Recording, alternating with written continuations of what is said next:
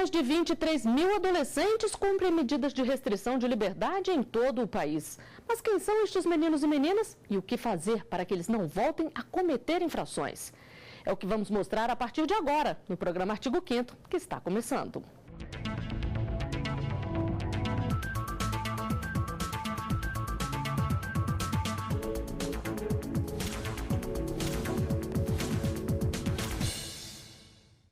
No artigo 5º de hoje, vamos falar sobre a reabilitação de adolescentes que cometeram algum tipo de infração. A Constituição Federal determina que a pena deve ser cumprida em estabelecimentos distintos, de acordo com a natureza do delito, a idade e o sexo do apenado. No caso de adolescentes em conflito com a lei, não é estabelecida uma pena, e sim uma medida socioeducativa que deve ser cumprida, dependendo do caso, em estabelecimento apropriado. Para explicar melhor este tema, eu converso com a juíza Célia Regina Lara, titular do Juizado da Infância e Juventude de Lusiânia, Goiás, e com Natália Pereira, assistente social e doutoranda em Política Social na UNB. Obrigada por aceitarem nosso convite. Juíza, a Constituição de 88 ela pode ser considerada um marco no atendimento a esses meninos em conflito com a lei, já que ela estabeleceu a criação do Estatuto da Criança e do Adolescente e, portanto, a proteção integral? Sim. A Constituição de 1988, que traz como um dos fundamentos da República o princípio da dignidade da pessoa humana e traça no artigo 227 da Constituição o dever da família, do Estado e da sociedade de proteção às nossas crianças e adolescentes, sem sombra de dúvida, ela é um marco nessa proteção. Inclusive, toda a legislação infraconstitucional tem que estar em conformidade com a Constituição. Agora, doutora Natália, por que no caso desses menores se fala em medida socioeducativa e não em pena? Porque o ECA, ele vem trazer a doutrina da proteção integral.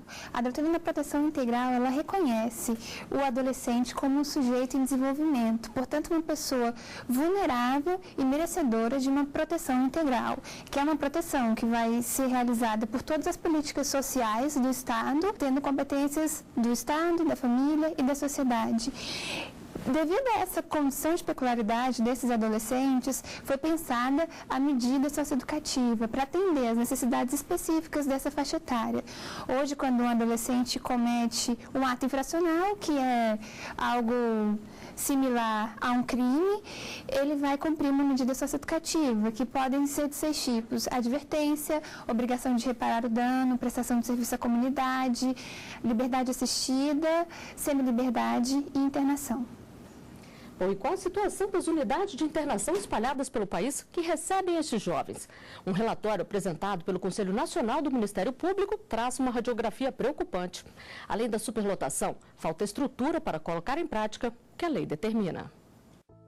O relatório do Ministério Público revela que as unidades de internação em 16 estados e no Distrito Federal estão operando acima da capacidade. Os piores números foram registrados no Nordeste. Lá são 2.360 vagas para quase o dobro de menores infratores. O estado mais preocupante é o Maranhão, que tem 786% a mais de adolescentes do que a capacidade dos centros de ressocialização. Depois vem o Ceará. O déficit total de vagas é 1.995. O Sudeste é a região que mais oferece vagas no sistema de ressocialização para menores no país. Mas, ainda assim, há superlotação em maior parte dos estados. O Espírito Santo lidera essa lista da região com 28% internos a mais que o número de vagas. Em contrapartida, o Rio de Janeiro é o único estado da região que não está superlotado, com mais vagas que internos. Diante dos números apresentados no relatório, cada Ministério Público deve analisar se há ou não possibilidade de algum ou alguns desses adolescentes irem para o regime da semiliberdade ou mesmo para a liberdade, de maneira que essas vagas elas sejam otimizadas. Isso aí tem que ser feito com muito critério, com muito cuidado, para que nós não criemos problemas maiores com a liberação intempestiva de adolescentes. Além da superlotação, o Conselho desaprovou as condições que os jovens são abrigados. Os locais são insalubres e não há separação por idade ou por infração cometida. Os diretores das unidades argumentaram que o motivo disso é a falta de espaço físico. Além disso, a estrutura para a educação não é a ideal e está em total desacordo com o Estatuto da Criança e do Adolescente. Faltam espaços para escolarização, práticas esportivas, lazer, cultura e profissionalização para os adolescentes. Isso é extremamente preocupante porque inviabiliza ou dificulta extremamente qualquer trabalho de socioeducação. Juíza, qual é o reflexo desta realidade que mostra que muitas determinações legais não estão sendo cumpridas, que esses menores não estão tendo o atendimento necessário? O magistrado ele vai avaliar algumas circunstâncias no ato infracional, a gravidade do ato infracional, as circunstâncias, em que foram praticados o ato infracional e a capacidade do adolescente em conflito com a lei cumprir aquela medida. A medida de internação ela é a medida mais gravosa existente. Como não há vagas hoje no país em geral, são colocados no sistema de internação, provisória ou definitiva, os adolescentes que cometem atos infracionais graves. Certamente, a maior parte dos adolescentes internados hoje são adolescentes que praticaram atos infracionais análogos ao crime de estupro, latrocínio, roubos reiterados, homicídios. E esses adolescentes, eles precisam da atenção do Estado. Não há unidade de internação, quando não há o magistrado, ele se vê compelido a liberar aquele assistente, aquele interno, aquele adolescente, e não há na sociedade ainda essa rede de proteção, muito embora ela seja existente com CREAS, CRAS, conselhos tutelares, essa rede ela não se mostra atualmente suficiente para abarcar toda essa demanda que vem do ato infracional e da vara da infância e juventude. Que tipo de prejuízo isso traz, doutora Natália, tanto para o adolescente que cometeu uma infração, quanto para a própria sociedade? Para o adolescente, o prejuízo principal vai ser na execução da medida, Você não vai conseguir cumprir alguns objetivos que é pensado pelo SINASE para a realização daquela medida. Então, o adolescente acaba tendo direitos dele desrespeitados, como falta de recursos profissionais, materiais, espaço físico adequado, diversas dificuldades em termos de execução da medida. Pois é, juíza, a doutora Natália falou aqui no SINASE, o Sistema Nacional de Atendimento Socioeducativo, que foi criado por uma lei de 2012.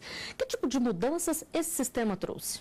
A lei ela é recente, ela implementa as diretrizes básicas para esse sistema, para que ele seja eficiente e que essa medida socioeducativa aplicada, seja essa medida de semiliberdade, internação, ela possa socializar esse interno, esse adolescente em conflito com a lei, como que essas unidades elas têm que estar adequadas à lei para efetivamente você prestar esse serviço, que é um serviço público, esse de socioeducação, você devolver e colocar esse adolescente nesse sistema de socioeducação e que ele saia desse sistema de uma forma melhor. E dar instrumentos ao magistrado para que essa lei e esse objetivo da socioeducação ele seja atingido. Para que uma vez saindo do sistema, o adolescente possa não reiterar na conduta infracional. Porque se ele sai desse sistema sem a socioeducação, no meu ponto de vista, vigora aquele sentimento de impunidade.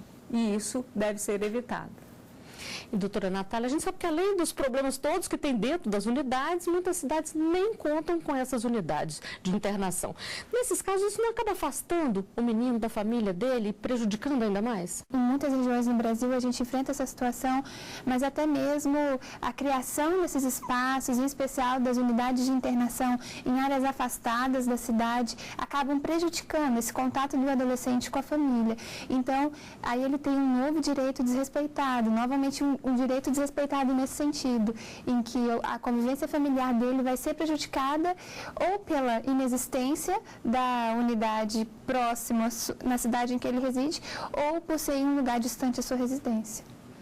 Bom, e meninos e meninas, em cumprimento de medida socioeducativa, devem ter acesso à educação em cursos profissionalizantes, como a gente falou aqui. Mas esta não é a realidade na maior parte do país. Onde as oficinas são realizadas, elas fazem a diferença na vida desses jovens. Esta é a oficina que pode revelar talentos no desenho, mas que inicialmente tem o objetivo de ensinar um ofício que está em falta no mercado, o de cartazista. É ele que escreve aquelas letras e números bem desenhados nas placas de promoção dos supermercados. As aulas acontecem 2 vezes por semana e em 2 meses e meio, os garotos estão prontos para uma nova profissão.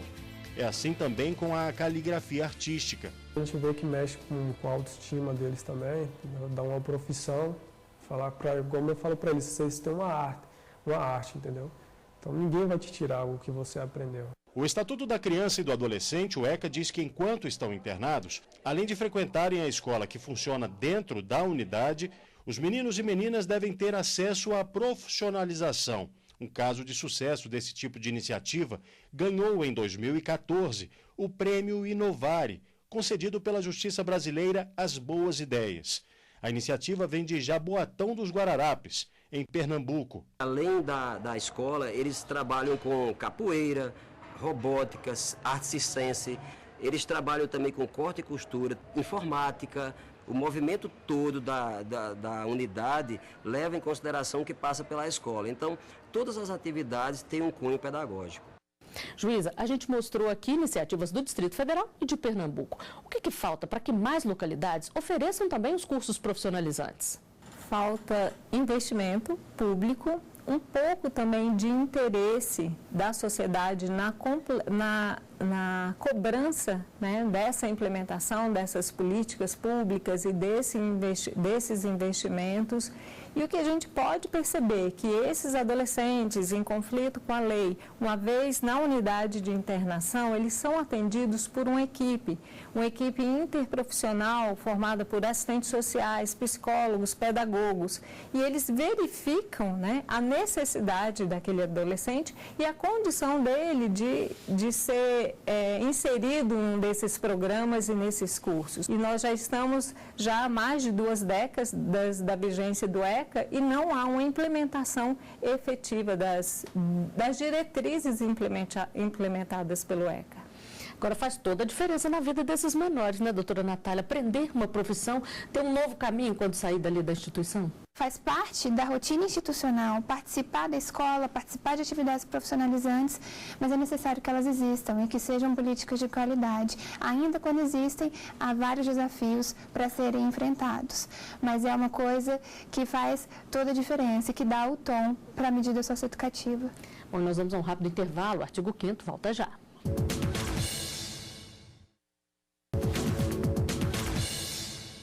Estamos de volta com o artigo 5º. Hoje o tema da nossa conversa é a reabilitação de adolescentes em conflito com a lei. Aqui no estúdio eu converso com Natália Pereira, assistente social e doutoranda em política social na UNB, e com a juíza Célia Regina Lara, titular do Juizado da Infância e da Juventude de Lusiânia, em Goiás.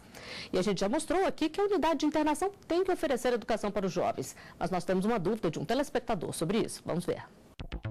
O menor que está em unidade de internação é obrigado a estudar? Doutora Natália, a gente já mostrou aqui que a unidade tem que oferecer a educação para o menor. Mas o menor, ele é obrigado a frequentar as aulas? Obrigação é uma palavra muito forte, que às vezes assusta a gente. Mas sim, ele tem essa responsabilidade de frequentar as aulas, de participar do processo de ensino que a unidade tem a oferecer para ele, porque isso, além de contribuir para o currículo educacional dele, que muitas vezes chega até a unidade já defasado, de um período longo fora da escola e também de atrasos curriculares, ele é importante para a avaliação dele e posterior liberação da medida. Pois é, juiz, isso é levado em consideração para diminuir o tempo que o menor pode passar naquela instituição, por exemplo? Sim. O tempo máximo que o adolescente pode permanecer na unidade de internação são 3 anos.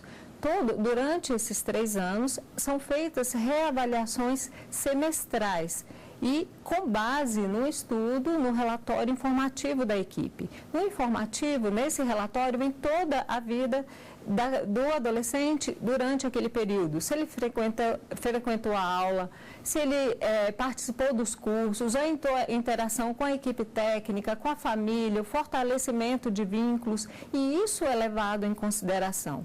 Há uma boa parcela atualmente dos adolescentes internados nas unidades de internação que são analfabetos. Isso a gente verifica quando nas audiências a gente coloca na primeira audiência para que assine, eles não conseguem assinar porque eles estão fora do sistema de educação há muito tempo. Então, esses adolescentes, ao entrarem na unidade de internação, eles são acompanhados por professores do ensino fundamental e a maioria consegue sair alfabetizado. E será que o índice de reincidência é grande? Vamos a mais uma pergunta feita nas ruas para ser respondida pelas nossas convidadas.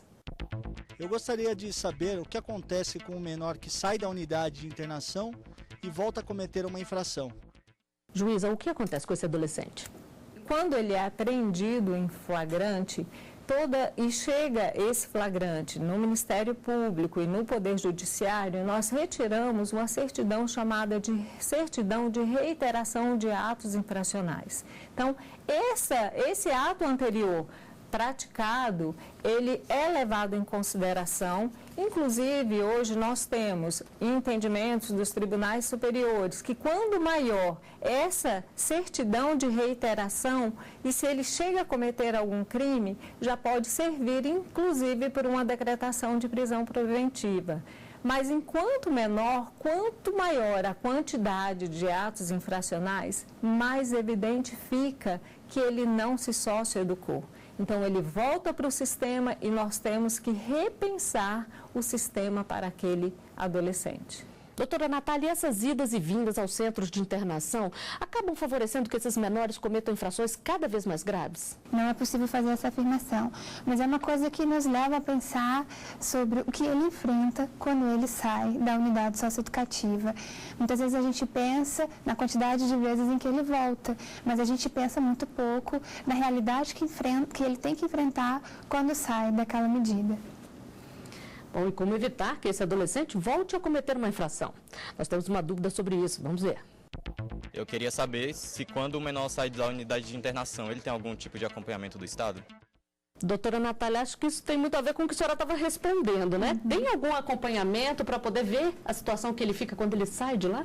O Sinais, ele prevê que exista esse acompanhamento, ele prevê que seja desenvolvido um novo projeto de vida para quando o adolescente retornar da sociedade. Mas o que acontece é que isso não é discutido como deveria dentro da unidade de internação e quando o adolescente atravessa a porta da unidade, quem vai estar esperando ele lá fora é o parceiro da quebrada, é a família que enfrenta diversas situações de desproteção social. Ele volta para a mesma realidade que levou ele para a unidade socioeducativa e ele volta enfrentando tudo isso sozinho, porque não existe nenhum trabalho de acompanhamento com esse jovem, ainda que sejam acionadas algumas poucas redes de proteção para acompanhá-lo, e aí isso vai depender de cada caso de adolescente. Em alguns casos são conselhos tutelares, em outros casos são outros vínculos que são criados. Esses vínculos são muito frágeis e insuficientes para lidar com os diversos desafios que esses adolescentes enfrentam. Bom, e o que você acha que deve ser feito para ajudar na reabilitação dos adolescentes em conflito com a lei? A nossa equipe foi às ruas para conferir as opiniões.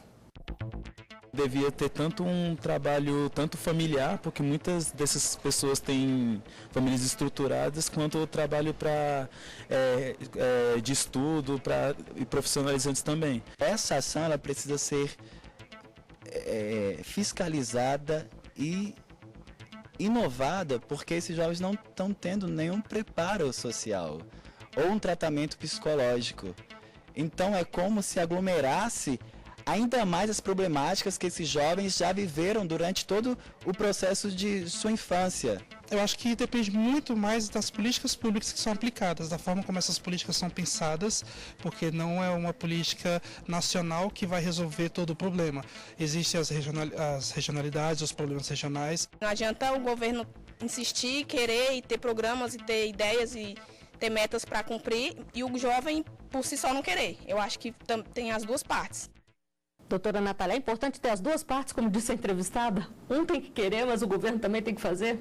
Apesar de um senso comum e de muito do que a gente escuta por aí afora, eles querem, mas o Estado tem que querer.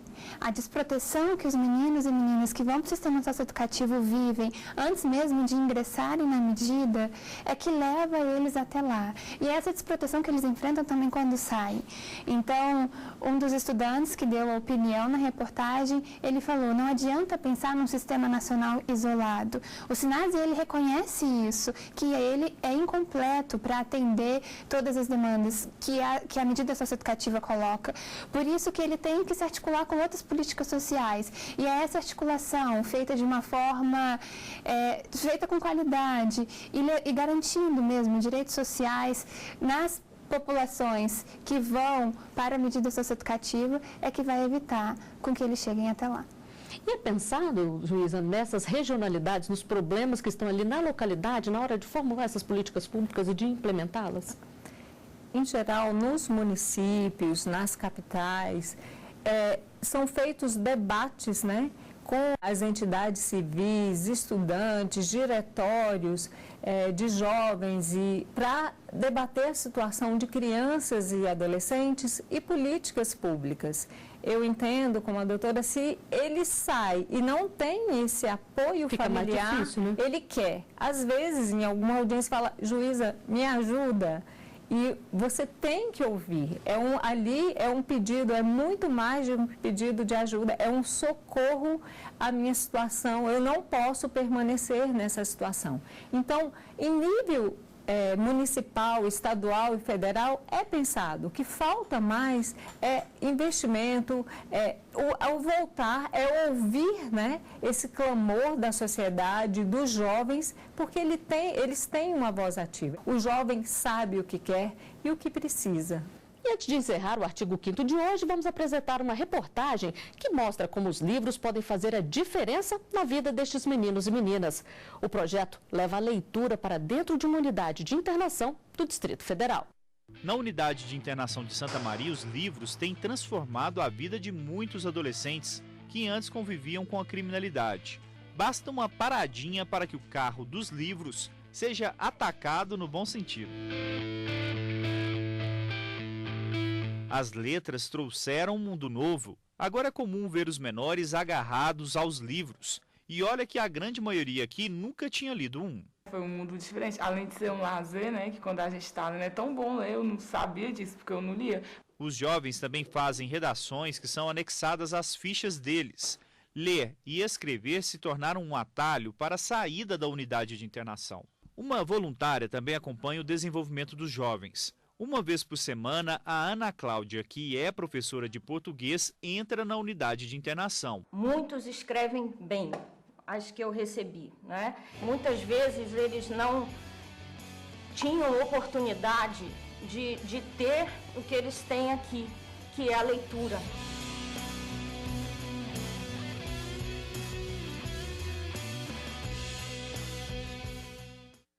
Bom, e antes de encerrar realmente o programa, eu gostaria de ouvir a opinião de vocês sobre iniciativas como essa. Juíza. Ajudam muito nesse processo de socioeducação.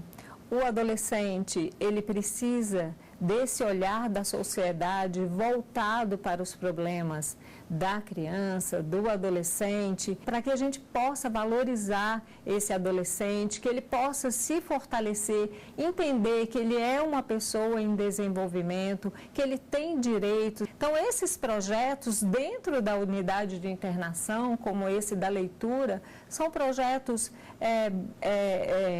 de baixo custo, né? E com um proveito, um retorno muito grande. Outros projetos, como por exemplo, na unidade de internação de Lusiânia, projeto Colorindo o Futuro, que tem participação de ONG, de professores da escola municipal, são extremamente válidos e eu acho que servem para fortalecer a autoestima e colocar o adolescente dentro do seu lugar de importância na sociedade. E a senhora, doutora Natália, como é que a senhora avalia essas iniciativas? Tudo isso que a doutora falou é muito importante, mas eu considero importante relembrar algo que não é novidade, que é sempre dito nesse debate, em que projetos pontuais, assim, são importantes, mas o mais importante é reconhecer que esses adolescentes, eles precisam de uma proteção social integral, como prevê o ECA. Eles precisam de políticas sociais que os alcancem antes de ingressar na medida e também durante a medida. O ideal é que eles não cheguem até a medida, mas que quando cheguem, a solução não fique restrita a projetos pontuais como esse, mas aspectos macros em que o Estado tem que ter uma maior participação. Bom, com essas explicações, o artigo 5º chega ao final. Doutora Célia, doutora Natália, eu agradeço muito a presença de vocês aqui conosco e eu agradeço também a você que acompanha a nossa programação. Se quiser sugerir um tema, é só enviar um e-mail para artigo5@stf.jus.br. E se quiser rever este e outros programas, acesse o nosso site tvjustiça.jus.br. Até a próxima semana.